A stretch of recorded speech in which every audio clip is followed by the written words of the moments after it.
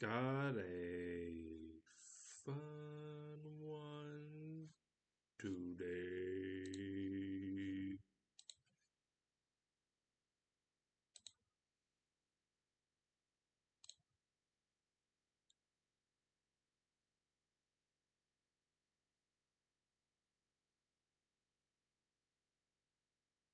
Now, where was I?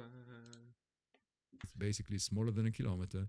And it happened by coincidence to be a rock on a path that goes through the plane of the planets around the sun. You know, fine. Where are you at in that scale right now? I was, to start with, at 4. This That was in was July. August. Mm-hmm. And right now, I'm asked by many people, but I'm waiting for the data because it will be foolish of me to change my ranking when the data is just about to come forward. And so by the holidays, we should know. And let's just hope that we will not get any unwanted gifts for the holidays from this object. So you're still currently at All 4. right, I just wanted And to make today sure that we is, were up and running what's the date today? correctly. November what? 25th. Yes, we Yeah. are. I haven't revised it because I'm waiting for the future data, but I will bring it all the way down to 0 if it looks like all the properties of the jets appear to be natural. And on the other hand, if it turns out that it comes to the Hill radius of Jupiter for a good reason, because it does something there. And that's in March, right? March. I haven't revised it because I'm waiting for the future data, but I will bring it all the way down to 0 if it looks like all the properties of the jets appear to be natural. And on the other hand, if it turns out that it comes to the Hill radius of Jupiter for a good reason, because it does something there. And that's in March, right? March. I haven't revised it because I'm waiting for the future data, but I will bring it 16. Okay. Okay, I want to get more into these anomalies. I got to take a leak real quick. Okay. So we'll be right back, folks. Okay, we're back. So in a perfect world, if Avi Loeb was in charge of NASA, what would you do right now with 3i Atlas? Oh, I would just encourage scientists to look at it. That's all. There are lots of facilities, space assets that can be used. And so science is guided by evidence. And so we should collect as much data as possible. This is an amazing opportunity. It's a gift because it's a big object that is very bright and it's passing through the plane of the planets around the sun where we have all the space assets to observe it. So it will, if it's a rock, it will not happen for a while that we get these coincidences. It's a gift that nature provided us with that is extremely rare. How long is it going to... Oh, sorry to interrupt. I was going to say, how long is it going to be in our solar system for? It will pass Jupiter in March, and after that it will go farther away. So if it's technological, we'll get it. We'll get it. It's a gift that nature provided us with that is extremely rare. How long is it going to... Oh, sorry. I was going to say, how long is it going to be in our solar system? You should think of it as a mothership that left behind some probes or collected information that it will use. If it's natural, that's the natural outcome, given the fact that it's moving so fast. It was not deflected much by the gravity of the sun. If you look at Oumuamua, for example, it was moving much slower, at least by a factor of 2. And as a result, when it came close to the sun, the trajectory was deflected significantly. It looks almost like a U-turn. That it made as a result of the sun's gravity. But in the case Oumuamua was not technological. You've confirmed. No, we don't know. Oh, you still don't know about that. My explanation for the fact that it was pushed away from the sun. Oh yeah, look at that. Look at that trajectory. Yeah. So in fact, the trajectory. So you see the large angle. The large angle. Yeah, it does almost a U-turn. Yeah. Like a V-turn. A V-turn, right? And so. So that's because it gets so close to the sun, it gets almost inside the orbit of the Earth and the sun, right? Yeah, it does come inside the orbit. And then the gravitational force of the sun sends it on that V, V trajectory. Exactly. And look at the large angle at which it's coming into the plane of the planets. Right. And that should be typical. However, with 3i Atlas, it's coming within 5 degrees of that plane. And what was Borisov's angle? Also big. Also like that. Yeah, because that's what you expect. And that's what triggered my interest in 3 Atlas, the fact that it's so anomalous in its arrival direction. Now we can only see we've only started looking at these 8 years ago. So Right. we don't know How they are distributed. how many have been No. coming through in the past. Oh, no, surely a lot. It's just that we are aware of them now. Right. And the point about 3 Atlas is that for every object as big as it is, there should be millions of objects like Oumuamua passing through the solar system. So you think it's possible that there's, even though we still have all these telescopes looking out trying to find these interstellar objects, do you think it's still possible today that we are missing some? Oh, definitely. The point is, if these are rocks, let's accept that NASA's view that they are just icy rocks. Okay? Right. In that case, for every object like Oumuamua that is, let's say, within the orbit of the Earth around the Sun, there should be a quadrillion of them making their way through the solar system right now, because the solar system extends out to 100,000 times the Earth-Sun separation. That's the Oort cloud of, there are all kinds of Lego pieces left from the formation process of the planets in the sun, in the solar system, near the sun. So the sun formed out of a disk of material that fed it. Again, just like the black hole example I mentioned before, like water going down the drain, usually gas gets organized into a disk when it has rotation around the center, and that keeps it from falling straight to the center. So it goes around and spirals in and feeds the newly formed sun in the case of the sun, or a black hole in the core of a star, as we discussed before. So what happened was there was some leftover material, less than, of order a few percent of the mass of the sun left in a disk. And that ended up coagulating, starting from dust particles that form in the midplane, coagulating into planets, okay? And accreting material from the disk. So that's how the planets were formed around the sun. They all lie in a plane because they originated from gas that was organized in a plane. See, that was already recognized centuries ago, Right, by Laplace and others. And so the point is that we can see some of the building blocks of the planets left from that formation process because they were scattered Covering them like into there's the not. outskirts of the solar system. We see the Oort cloud, which are bodies that were scattered in roughly a spherical configuration around the sun, going out to 100,000 times the Earth-Sun separation. And that means the volume associated with the Oort cloud is 100,000 cubed.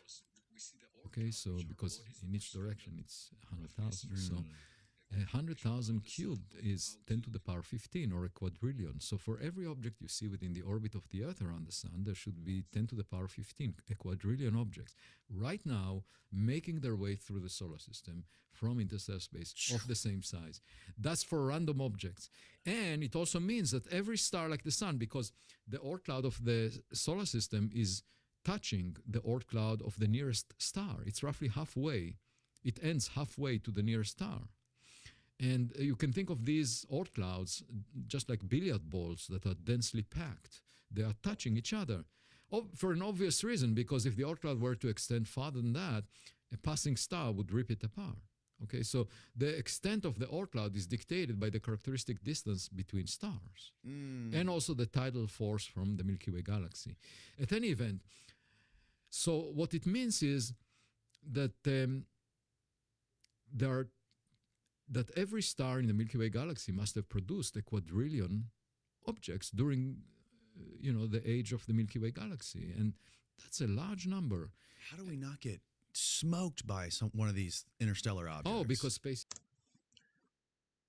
All I have to say is boom, boom, boom. Interstellar objects. Is vast, and these are very small objects. So the chance of them, for example, colliding with Earth is very small. But most of the time, they are just passing through, and the Earth doesn't intercept them. The cross-section of the Earth is small. And the same is true for all other bodies in the solar system. So if you ask, suppose I have a spacecraft that wants to travel to interstellar space, what's the chance that I will bump into, like a big rock? Chance is slim. You will bump mostly into dust particles and gas particles. anything much bigger than a dust particle, I mean, every now and then you might have a micrometeorite that is tiny, but big rocks you will never bump into. In fact, the total amount of material that you collect when you go through the entire Milky Way galaxy is of order a millimeter in thickness. If you were to accumulate it on the surface, let's say you have a spacecraft and you accumulate materials on the surface from the interstellar medium, that material would amount to a solid layer of about a millimeter. That would be the skin of your object. And that's why I'm saying if you see gas and ices being evaporated from the surface of an object, and you say, oh, it must be a comet. No, it's not. It might be the skin of a technological object that accumulated as it was passing through the interstellar medium, accumulated some ices because it's freezing out there. It's temperature of tens of degrees. I come from Boston. Let's go. The temperatures there are still hundreds of degrees above absolute zero. And in interstellar space, you get tens of degrees. So you get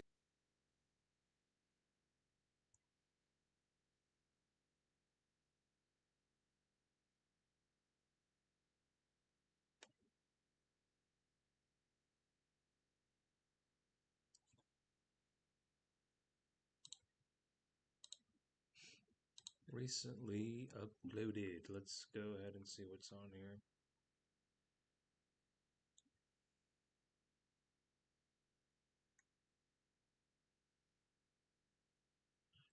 Teenage girl witnesses aliens inside a UFO in 1967. Let's hear a little bit.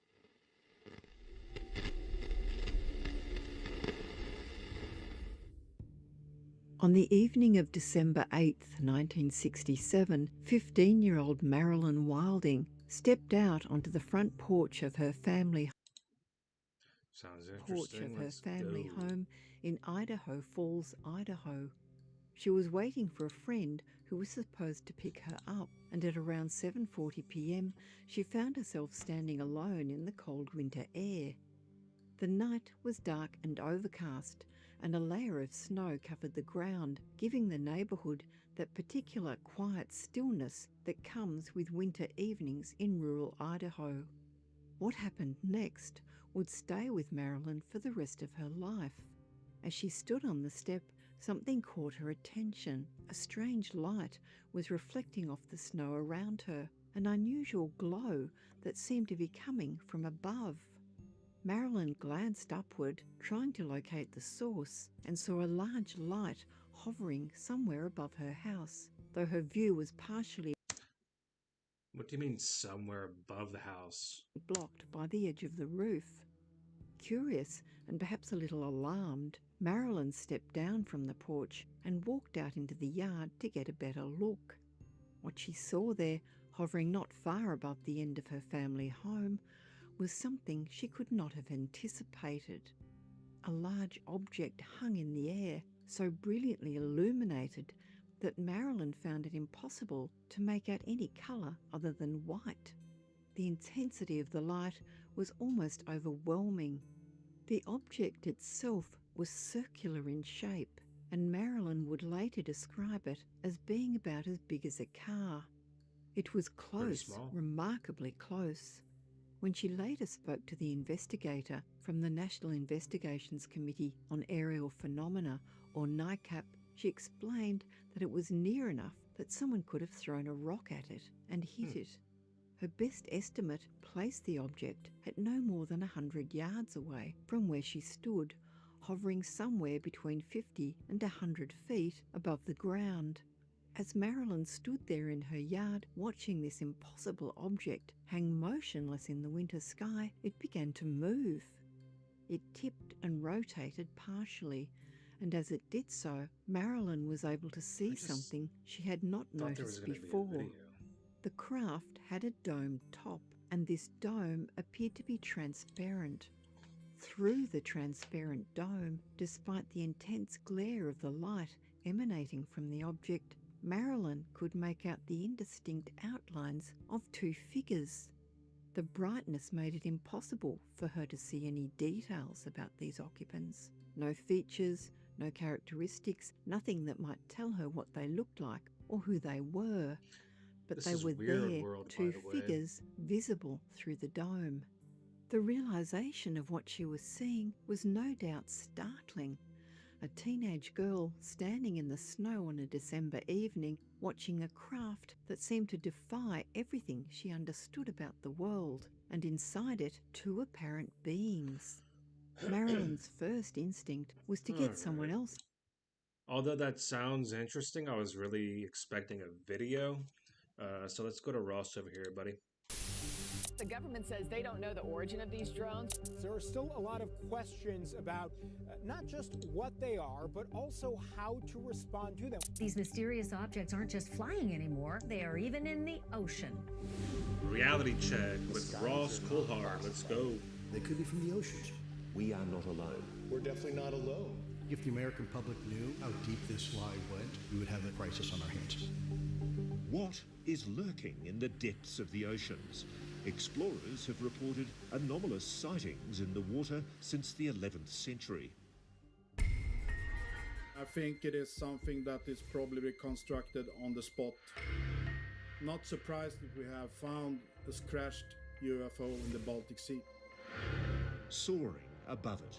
I saw something strange, a tic-tac incident. It was something that couldn't be explained, and then they saw it enter the water. What we saw, we have nothing close to it. I told my buddy I wanted to fly it. Members of the US government are blowing the whistle. What you're saying is that these objects underwater, these bases underwater, they are non-human. You're clear about that?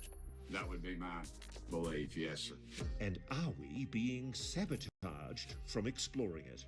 Are you now saying there is a portal, a tear in the sky? Our GPS, with the broadcasting, with our ADS-B data, we call... I can tell you, this is going to be good. Keeps disappearing. We keep disappearing. We now have more evidence that there is something strange in the Catalina area. Tonight, is the water something to be feared? Sat there the rest of the night with a gun in my hand waiting for something to come creeping out of the water. We've seen some crazy stuff today. Or does it hold the answers to the great UFO mystery? Do you think we are being lied to by the government of the United States? Yes, sir. Yes, sir, I do. In this special edition of Reality Check with Ross Coulthard, Underwater UFOs.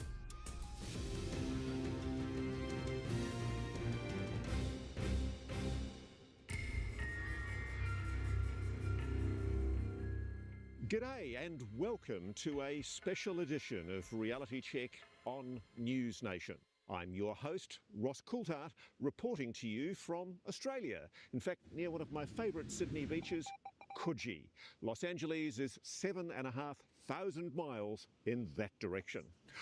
I've reported extensively for News Nation on unidentified anomalous phenomena, UAPs, that great existential question, are we alone? In this special hour, we're turning our focus from the skies to the depths of the ocean across this planet. USO. To another great mystery, unidentified submerged objects. We're taking you underwater. With reports for you from an explorer in the Baltic Sea, showcasing footage never before seen on television. Plus, a correspondent in Southern California taking us on camera into depths like never before. With a UFO witness sharing mysterious video and never before heard stories about what's happening off the coast of the United States. This was uploaded last night, by the way. This is just 1 day old. 1 day old. So you can always go check it out. A bombshell. Very new. New report and videos from a prominent UFO reporting app. And we hear from a retired Navy Rear Admiral and a congressman who believes there is so much more to this planet than we understand. We start by turning to Dennis Asberg, a Swedish deep dive explorer and co-founder of the Ocean X team, renowned for discovering the mysterious Baltic Sea anomaly in 2011. This strange, massive underwater formation is perhaps the biggest underwater UFO mystery to date. Approximately 200 feet wide and resting on the ocean floor. Debunkers say it must be a natural rock formation. But Dennis Asberg and his team say what they felt in the area is truly anomalous. That's why they're still out there in the water, hunting now in the Baltic Sea near Russia and Finland for underwater UFOs. On his recent expedition, diving into the depths, finding underwater submarines, shipwrecks, don't even know what it is, and seeing strange things in the sky. Okay, drop out. In 2011, Asberg and his Ocean X team discovered something mysterious on the ocean floor, a possible non-human structure. I mean, the first time we saw it, that was the experience, because we have never seen anything like that before. The object's now known as the Baltic Sea anomaly. In the decade since making the discovery, only more questions have been brought than answers. What is it? How old is it? How did it get stranded at the bottom of the ocean? But the hardest question of all to answer, where did it come from, and are there others in our oceans? When we got close to the area, suddenly we had several ships on the radar, or it looked like several ships on the radar, but there were no ships there. The strange thing was, before we started filming, they were there all the time. They did not get away or disappear or anything. Asberg and his team have been documenting the strange occurrences and phenomena he and his team encounter when they approach the site of the anomaly. I recently talked to Dennis Asberg about the Baltic Sea anomaly. I asked him if he thinks the anomaly is something that can be naturally occurring, or if he believes the object's an interstellar mystery. Lots of people have sent messages to me that this is Millennium Falcon you have found, and yeah, it's not, but it is something for sure. That's why I'm struggling with it. Tell me the story of how you discovered this object. Yeah, we are an explorer company, treasure hunters, you can say also. Diving with salvage shipwrecks around the world and cargo from shipwrecks. We have scanned for like 2.5 hours, and then this thing popping up on the monitor. And I remember we were quite surprised, and Peter, my colleague, is looking at me and say, "Dennis, you know, here it's a UFO." And I just, what? Why couldn't it be just a big lump of rock? That's a very interesting rock then. Nothing I have seen before, not my colleagues around the world that are explorers as me. You know, I put lots of time to see if I can get any answer from people that work with the same thing as I do. And nobody had really come up with a good answer. You noticed other anomalies when you were on site. You had all sorts of weird things happening over the object. Can you talk me through what happened? Yeah, lots of things have happened out there. The first time we were out there, we noticed that we have problems with our equipment. The ROV did not work properly. Even his camera stopped working, the light stopped working. And I, when we talked about that, I said, okay, we have the same problem with the ROV, with the robot. The compass not working properly, and it feels like this thing or whatever it is don't want us to come near it. It's not just happening in the depths of the ocean. Hundreds of miles from land, people all over the world are seeing mysterious orbs hovering around large bodies of water. All right, I'll pick this up on